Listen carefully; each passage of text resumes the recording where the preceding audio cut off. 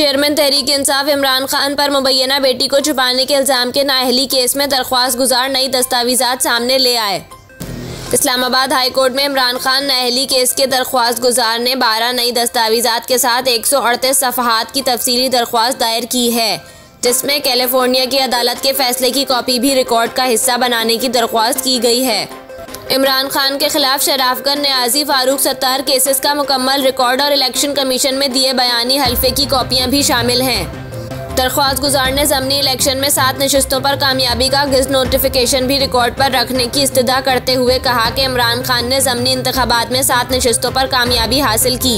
Election commission ने NA 45 का रम से इमरान खान की कामयाबी का नोटिफिकेशन जारी किया। दरख्वास्त गुजार ने मौक़िफ़ इख्तियार किया कि हालिया पेशरफ्त के बाइस दरख्वास्त में तरमीम ज़रूरी है। दरख्वास्त में तरमीम के बावजूद केस की नौइयत में कोई तब्दीली नहीं होगी।